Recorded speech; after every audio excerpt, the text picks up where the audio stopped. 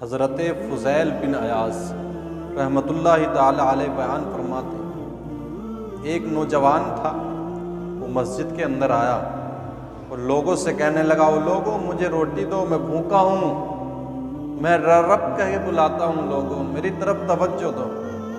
लेकिन लोगों ने कोई तवज्जो ना दी, उसका कोई ख्याल ना किया। ये नौजवान मस्जिद के मेहराब ही में फौत हो। आज भूख से एक जवान मर गया कौम के दरमियान। अब मस्जिद के इमाम ने ऐलान किया, वो लोगों चंदा दो, एक लावारिस फौत हो गया, उसके कफन दफन का इंतज़ाम करो। लोग दौड़े दौड़ आए, चंदा इकट्ठा किया गया। इशा की नमाज के बाद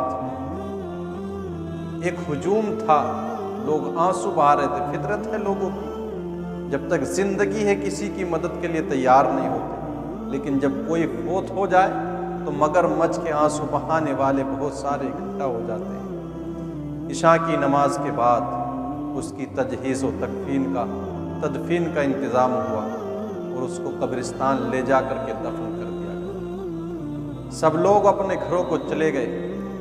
वक्ते फजर आया, मुअज्जिन ने अज़ान कही।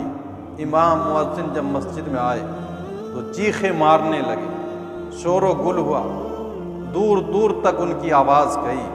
लोग इकट्ठा हो गए, कहा क्या मामला है? इमाम व मुअज्जिन ने कहा, वो लोगों देखो, तुमने जो कल कफन दिया था वो कफन यहाँ पर पड़ा हुआ है। लोग हैरान थे, कहा और देखो कफन के ऊपर तहरीर क्या लिखी है।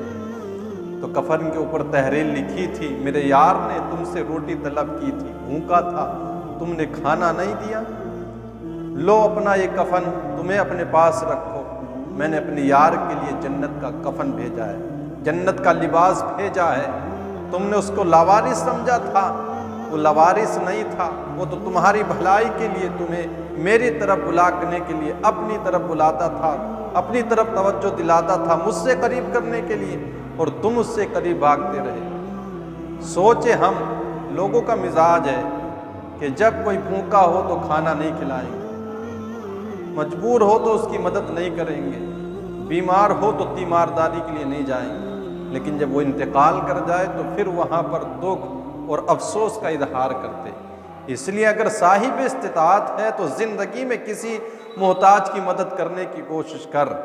तो कहा मैंने उसको जन्नत का लिबास दे दिया, तुमने उसको लावारिस समझा था, भूखा था तो तुमने खाना नहीं खिलाया। कहा ये सब चीज़ें तुम्हें मुबारक हो। वो लोगों मिजाज को बदलो, लावारिस नहीं, वो वारिस वाले हुआ करते हैं।